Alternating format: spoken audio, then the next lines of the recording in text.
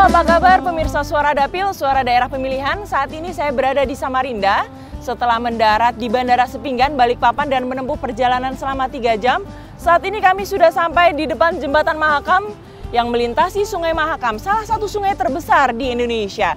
Sebelum kita mengikuti bagaimana kiprah anggota DPR RI menyerap aspirasi dari rakyatnya, kita ikuti dulu profil dari Kalimantan Timur berikut ini.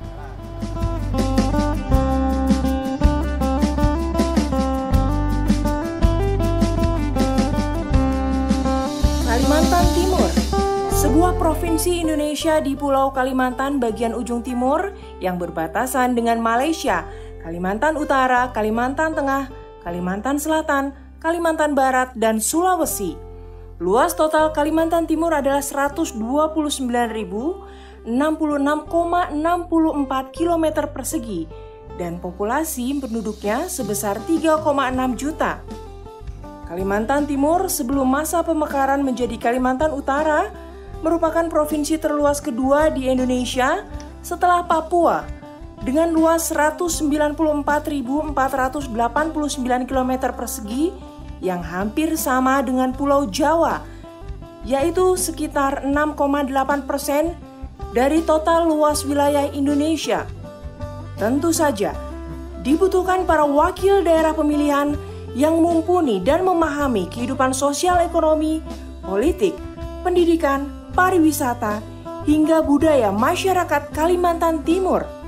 Bahkan Kalimantan Timur dan Kalimantan Utara membutuhkan para wakil rakyat yang memahami kondisi geografis Kalimantan Timur dan Kalimantan Utara yang tentu saja membutuhkan upaya keras dalam merangkul dan menyerap aspirasi mereka. Sebelum adanya pemekaran provinsi menjadi Kalimantan Timur dan Kalimantan Utara sebagai provinsi baru, daerah pemilihan Kalimantan Timur meliputi 10 kabupaten dan 4 kota, yaitu 1. Kabupaten Pasir yang terdiri dari 10 kecamatan dan 139 kelurahan atau desa dengan jumlah pemilih tetap sejumlah 176.388 pemilih. Kabupaten Kutai Kartanegara yang terdiri dari 18 kecamatan dan 225 kelurahan atau desa dengan jumlah pemilih tetap 502.379 pemilih. 3. Kabupaten Berau yang terdiri dari 13 kecamatan dan 107 kelurahan atau desa dengan jumlah pemilih tetap 95.094 pemilih. 4. Kabupaten Bulungan terdapat 10 kecamatan dan 81 kelurahan atau desa dengan jumlah pemilih tetap 85.260 pemilih tetap. 5. Kabupaten Nunukan terdapat 15 kecamatan dan 175 kelurahan atau desa dengan jumlah pemilih tetap 128.401 pemilih. 6. Kabupaten Malinau terdapat 15 kecamatan dan 106 kelurahan atau desa dengan jumlah pemilih tetap sebanyak 49.463 pemilih. 7. Kabupaten Kutai Barat terdapat 21 kecamatan dan 238 kelurahan atau desa dan jumlah pemilih tetap adalah 137.8 pemilih. 8. Kabupaten Kutai Timur terdapat 18 kecamatan dan 135 kelurahan atau desa dengan jumlah pemilih tetap 259.326 pemilih.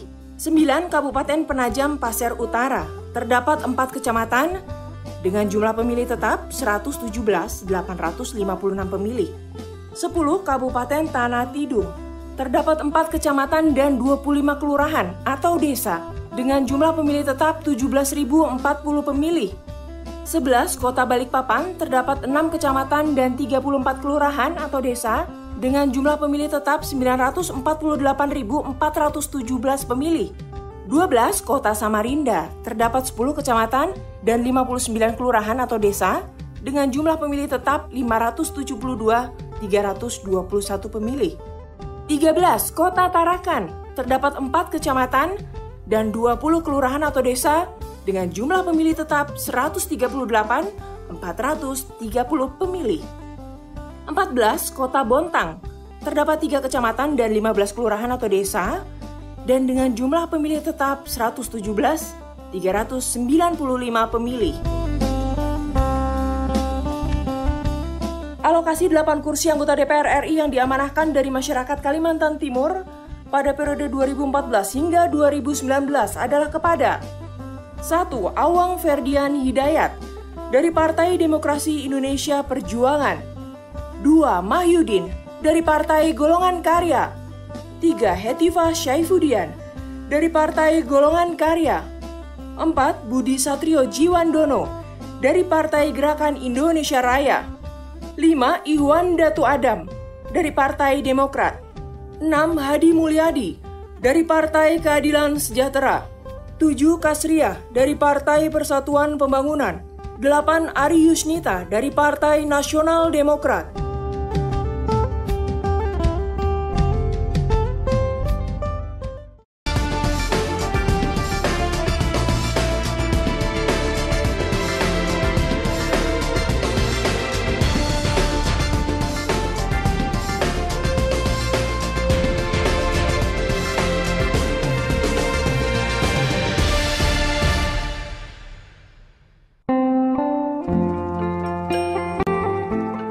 Ada 8 anggota DPR RI di sini dan kita akan menemui salah satunya.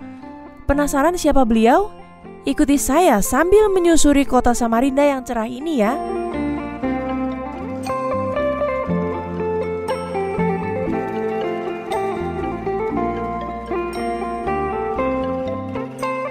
Hari pertama di Kalimantan Timur, tim Suara Dapil mendarat di Bandara Sepinggan, Balikpapan, kemudian langsung melanjutkan perjalanan ke Samarinda dengan lama perjalanan 3 jam.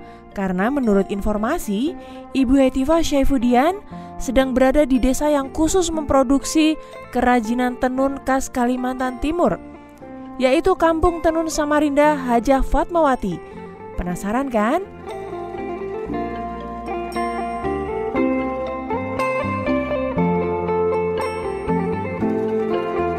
Motif ini ya, namanya tadi belang hata ya. Ini mirip-mirip Ibu Hetiva. Ratna, aduh, jauh-jauh toko ini sekali ini nggak ketemu. Gimana Rat? Kabar baik, alhamdulillah. Nih loh, lihat Ibu nih. Di Pusat Kerajinan dan Oleh-oleh Kalimantan Timur. Iya, ini kan dapil saya. Halo Ibu.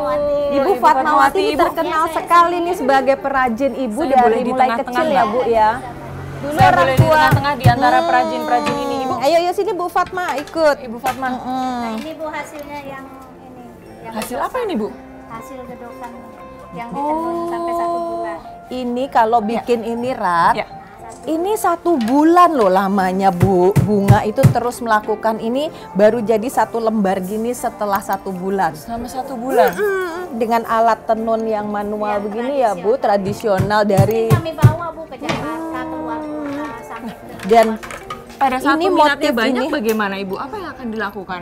Kalau yang ini kan memang langka juga sih orang-orangnya yang mengerti, karena untuk menjelaskan ini sarung kan banyak yang murah Bu. Untuk menjelaskan ini bahwa mahal, ini memang tuh agak mahal susah. gimana Iya. ya Bu Ya, ya? itu jadi kalau kita harus lihatkan sendiri langsung ini tenunannya. Seperti kalau kami pameran. Ini di namanya Jakarta, tenun apa Ibu? Tenun walida.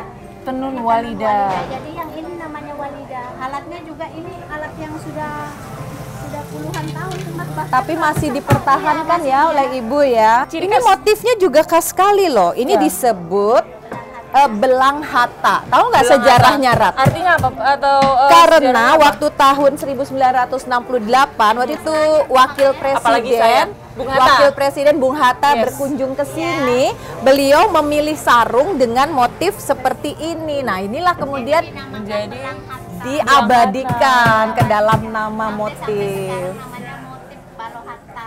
oh, Ibu. Wah, Ibu Bunga ya, cakep kita bisa ya, lihat-lihat cakep yang ya. lainnya lagi. Yuk, Kita bisa nah, lihat yuk, yang yuk, lainnya. yuk.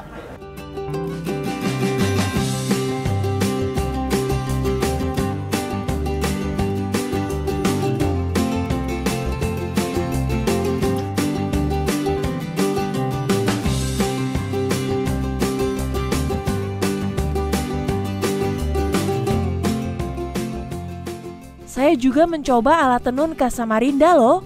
Berat ternyata dan susah. Pantas saja untuk menyelesaikan 1 helai kain dibutuhkan waktu 15 hari hingga 1 bulan lamanya. Bu, abis ini kita mau melihat-lihat kerajinan-kerajinan banyak sekali di sana ya, Iya, hasil-hasil tenunnya ya. banyak banget. Nah ini nih contoh kerajinan manik-manik yang berasal mungkin dari suku Dayak ya. Tapi sekarang mungkin anak muda nih banyak nih yang sudah punya kreasi-kreasi baru motifnya. Kalau ada tamu-tamu, nah ini kita berikan Dikalungkan. ratna. Gini contohnya. Sebagai tanda menghormati. Iya, menghormati tamu. Gitu kan Bu ya? Laris Iya. kan Bu? Iya. Selagi kita melihat pernak-pernik, ikuti terus suara dapil, suara daerah pemilihan. Ayo kita lihat Ya. pernak-pernik yang lain.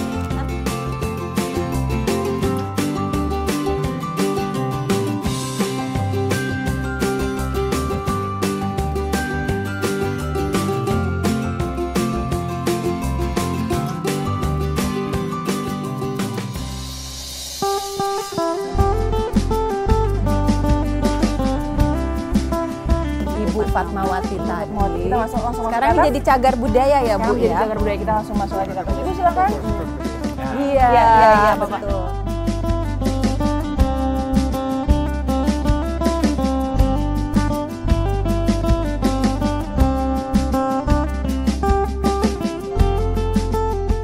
Sarung Samarinda atau Tajong Samarinda adalah jenis kain tenunan tradisional yang bisa didapatkan di kota Samarinda, Kalimantan Timur. Sarung ini ditenun dengan menggunakan alat tenun bukan mesin atau ATBM yang disebut gedokan. Ciri khas sarung Samarinda adalah bahan bakunya yang menggunakan sutra khusus.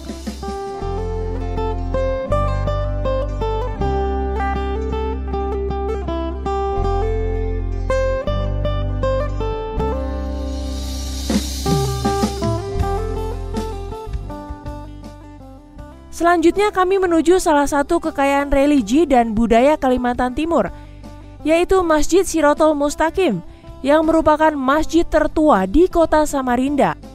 Tepatnya di Kelurahan Masjid, Kecamatan Samarinda Seberang, dan masjid yang dibangun pada tahun 1881 ini pernah menjadi pemenang kedua dalam Festival Masjid-Masjid Bersejarah di Indonesia pada tahun 2003.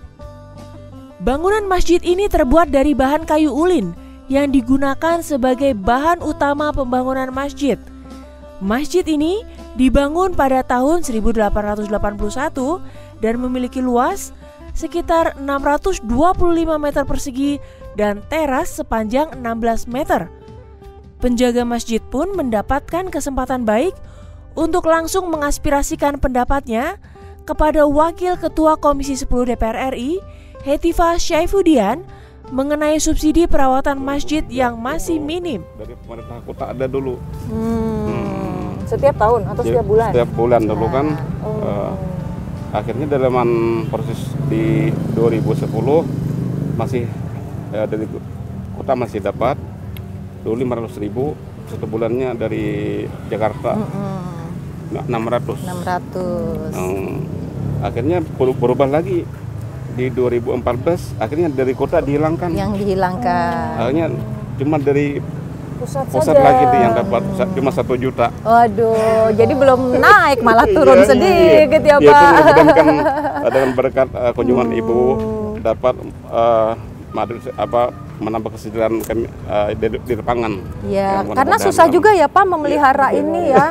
Kayu kan. Kayu. Gimana tuh Pak? diulang? Gimana tuh Kadang-kadang Pak? kita bersihkan dicat, kadang dipil, itu dilap, semua apa yang agak kotor lah kita Yang kotor bersihkan itu. dibersihkan. Iya. Nanti kita Bisa sholat menampung di berapa dalam. jemaah? Jadi kurang lebih dalam masjidnya itu ukurannya 20 kali 20. 20 kali 20, Jadi kurang jadi lebih sekitar 400 meter Sekitar persegi. 900 jemaah. Oh, bisa 900 banyak juga ya kalau Iya, Jumat. lumayan Tadi kalau- pasti rame ya. Jumat Wah, sampai bisa ke sampai di- keluar ya. teras Yang ini. teras ini Iya. ya. Oke, kita bisa Kita mau sholat di sini deh sekarang. Bisa lah. Boleh, Pak. Alhamdulillah, Kasih iya, ya Pak iya, Sofyan. sama-sama. Ya.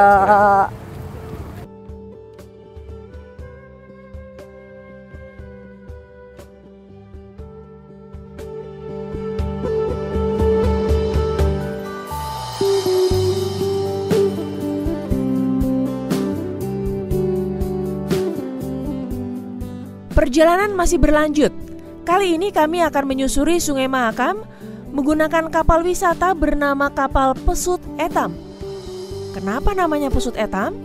karena pesut adalah mamalia khas di Sungai Mahakam. Kapal wisata Pesut Etam sendiri dibuat pada tahun 1985 dan dilakukan renovasi guna dapat digunakan sebagai kapal wisata. Kapal berjenis longboat dengan panjang 29 meter dan lebar 4,5 meter itu dapat menampung wisatawan mencapai 100 orang loh. Dalam kesempatan ini, Hetifah Syaifuddin dan Kementerian Pariwisata melakukan pertemuan dan ramah tamah dengan rekan-rekan media sambil menikmati indahnya Sungai Mahakam. Ikuti terus perjalanan Suara Dapil. Suara Dapil, suara daerah pemilihan.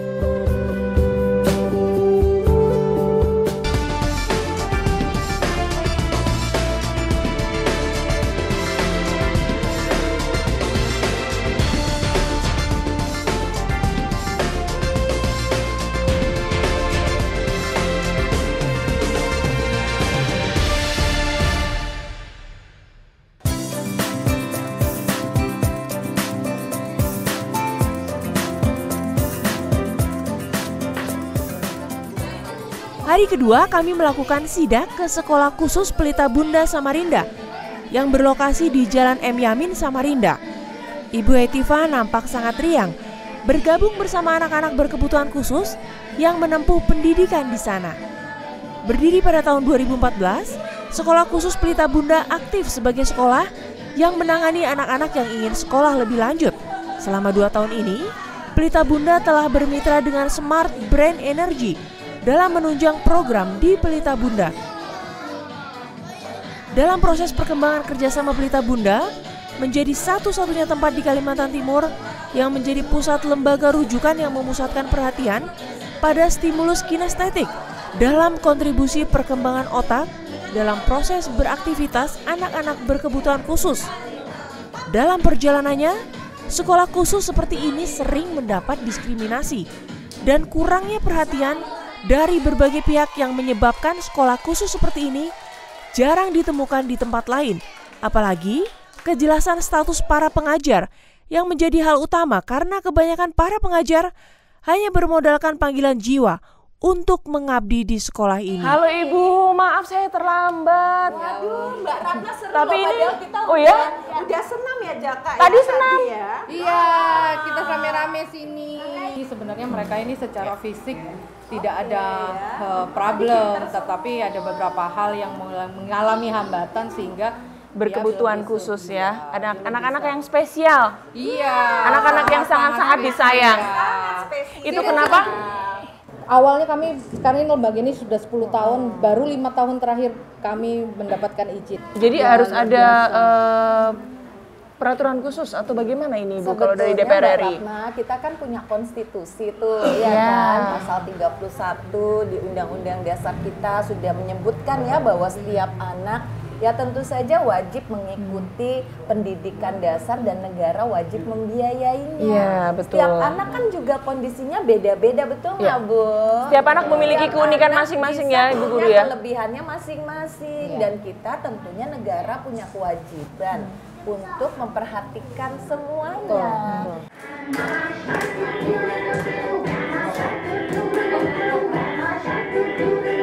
Ayo, yuk, nari.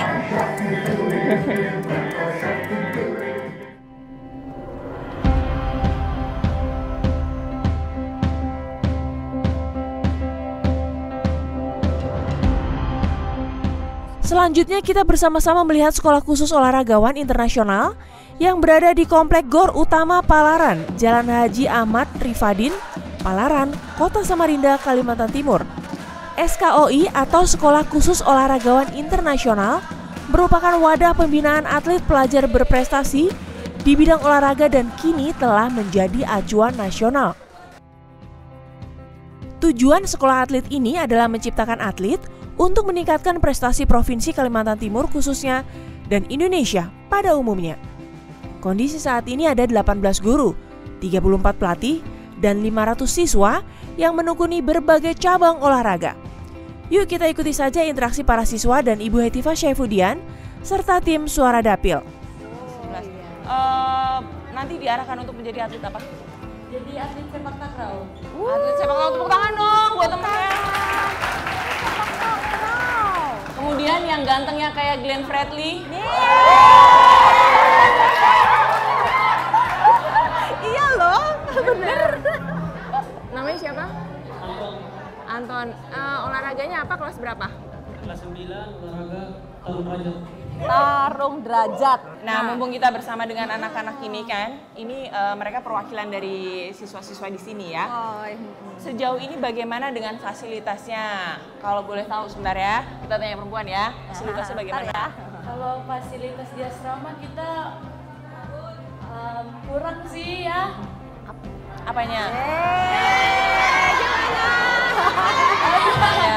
Sabun ya, sabun. Curhatnya, boleh dong sekali-sekali curhat depan anggota DPR kan? Iya. Terus kita juga kadang mati air, jadi kita tuh telat sekolah ya. Berarti butuh perbaikan di situ ya, sama uang saku ya. Mumpung kita bersama dengan ibunda kita tercinta yang dimiliki oleh Provinsi Kalimantan Timur dari Dapil Kalimantan Timur sendiri, dan beliau adalah anggota DPR RI. Jadi anggota DPR di pusat. Aspirasinya apa nih? Masukannya apa nih? Ini justru Saya dari jawaban. asramanya tuh Mbak, harus kayak AC-nya bagus, airnya tuh kayak lancar. Terus untuk di tempat latihan itu Lampunya itu sering mati. Mati terus ya Mbak. Jadi lampunya sering mati, kemudian Ya, terus itu aja ya, uang saku, lampunya untuk diperhatikan, AC-nya diperhatikan, kemudian apa, setrikaan ya cewek-cewek? air. Oh gitu. Tunggu, Ibu mau tanya ini hari ini udah pada mandi belum? Bagus. Nah inilah mungkin yang menjadi masukan. Untung kita ketemu, jadi kita juga bisa tahu fasilitas baik tadi soal infrastruktur dasar dan juga tadi ya bahkan soal air yang pastilah penting sekali ya. Ada AC yang mungkin bocor atau pemeliharaan lainnya. Mudah-mudahan ini menjadi perhatian kami semuanya supaya kedepannya semuanya bisa lebih nyaman dan konsentrasi latihan untuk berprestasi. Ya. Doain ya, biar cepet ya dilaksanakan Supaya ya. semuanya bisa ditindaklanjuti dan kita mencari jalan keluar bersama-sama. Ayo majukan terus prestasi olahraga Indonesia.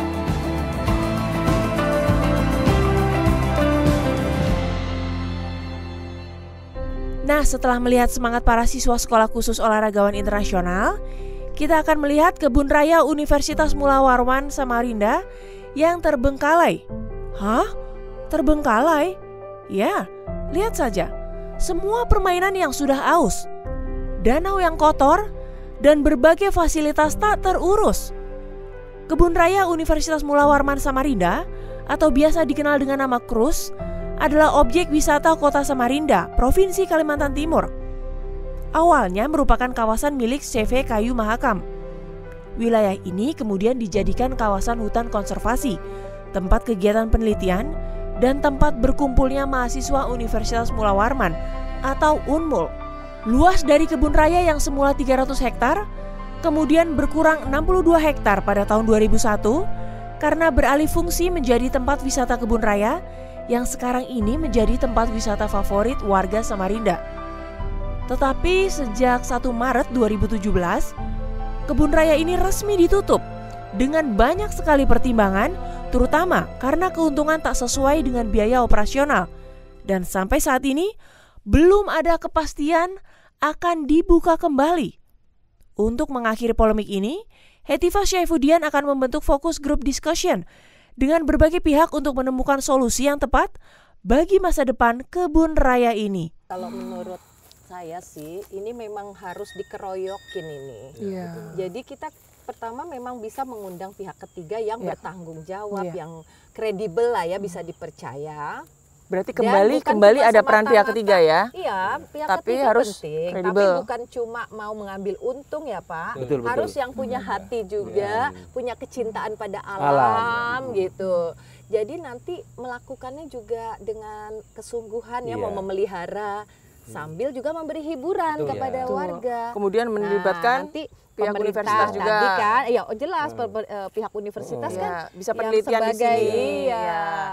merawat Kemudian pemerintah. Pemerintah provinsi maupun kabupaten kota, khususnya kota lah Samarinda ya Pak ya. Nah, tapi pemerintah lokal loh, sampai Pak Lurahnya pun kan ini ikut menjaga. Kemudian DPRD Bu. Nah, DPRD dengan DPR RI sebenarnya kita adalah pertama tadi fungsi penganggaran supaya mitra dari kita DPR RI, DPRD ya. disupport fasilitasinya kan. betul. Misalnya mau membangun apa anggarannya ada. Atau tadi ya Pak, misalnya penerimaan. Ya, penerimaan tapi dialokasi kembali jadi semacam penerimaan bukan jadi pajak artinya dimasukin lagi. Kita kembalikan dari pajak. Di samping Dari pajak, di samping itu masuk. kita kan sudah adakan perjanjian kerjasama itu dari 2007 itu.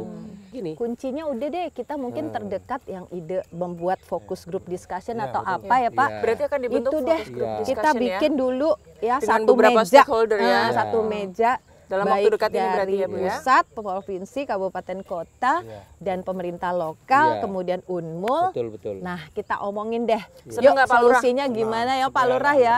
Iyalah daripada begini terus Iya. ya harus ada solusi lah.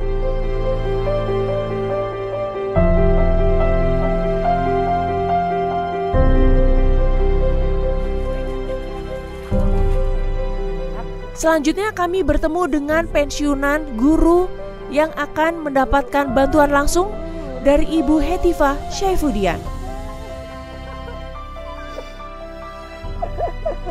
Teman Ibu, ini teman saya dari Jakarta, Ibu Ratna. Mana Rudi? Ibu dan bapak-bapak, nah ini kan aku nggak bisa berbuat apa-apa. Nah, Ibu banyak sekali udah berkarya untuk semua, lihat murid-murid Ibu banyak yang udah sukses. Kebaikan bapak dan ibu sama saya tidak bisa pikirkan sampai sejauh mana. Ibu Hetifah, anggota DPR RI dari Kalimantan Timur akan memberikan sesuatu yang sederhana, namun semoga diterima. Iya. Tanda kasih kami. Tanda kasih dari Ibu. Berdiri.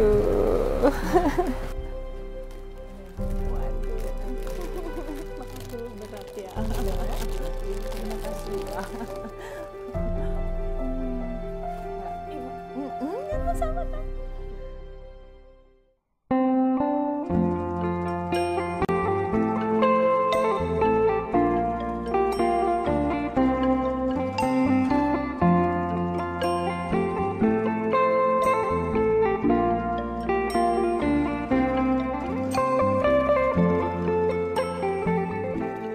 Tanpa mengenal lelah, selanjutnya kami menuju ke Desa Pampang yang termasuk destinasi budaya di Kalimantan Timur yang menyimpan keunikan yang berbeda. Di desa ini, wisatawan bisa menikmati tarian tradisional khas suku Dayak di rumah adat suku Dayak yang disebut Lamin Adat Pamung Tawai. Rumah adat yang megah ini penuh dengan ukiran-ukiran indah khas Dayak. Desa Pampang sendiri secara resmi menjadi desa budaya sejak tahun 1991.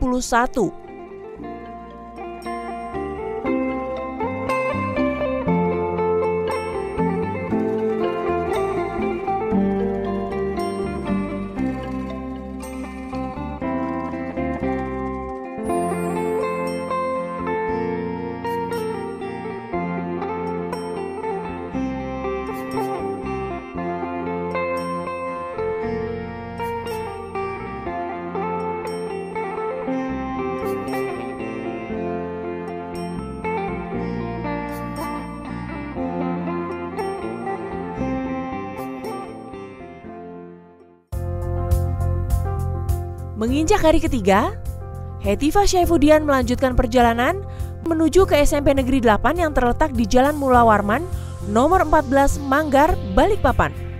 SMP Negeri 8 adalah salah satu sekolah unggulan yang terdapat di Balikpapan, mempunyai nilai akreditasi sekolah A atau amat baik dengan nilai 89,65.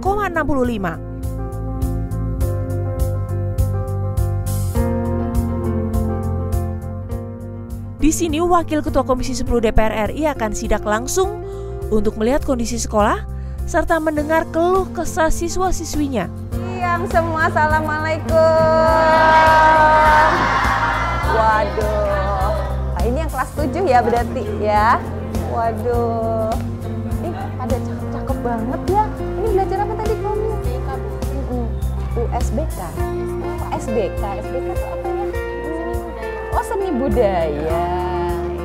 Satu kelas berapa anak nih Pak? 30, ini 36. Cukup. Tapi kalau Iya. yang ini kebetulan 32. Oke. Oh, bagus ya. Ayo. Selamat belajar terusin ya. Makasih Adik. Bu Guru. Yuk kita ngobrol langsung bersama para penerus generasi masa depan Indonesia ini. Udah pada tahu belum ini Ibu siapa? Ibu Hetifah Saifudian. Daerah pemilihan Kalimantan Timur. Bapak Kepala Sekolah dan juga adik-adik, kalau kita ingin menerapkan satu teknologi di dalam pendidikan, kan memang kita udah globalisasi, nggak mungkin ya kita nanti semua adik-adik seneng nggak kalau pakai komputer ujiannya? Lebih gimana perasaannya waktu dibanding pakai pensil dan modern, praktis, lebih mudah, lebih enak, lebih praktis ya. Jadi yang harus dilakukan kami nanti evaluasi kok bisa ya sampai server itu down. Harusnya kalau kita mau menggunakan teknologi itu kita memang melakukan namanya stress test. Jadi ngetes sampai seberapa tekanan banyaknya penggunaan gitu. Kalau seluruh Indonesia dalam waktu yang bersamaan pakai, kira-kira dan itu nggak boleh satu kali nyobanya, iya kan? Beberapa kali kalau udah ternyata aman, baru kita bisa terapkan. Nah berarti ini kita masih ada kekurangannya ya Pak ya.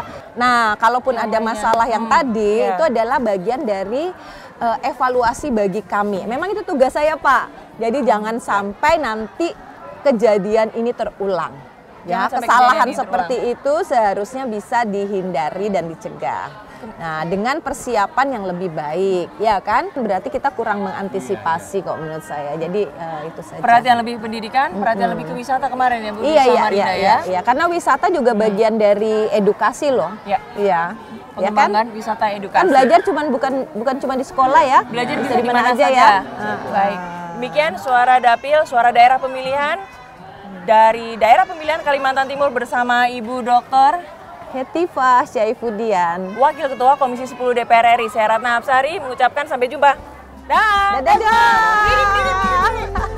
Pak Guru mana?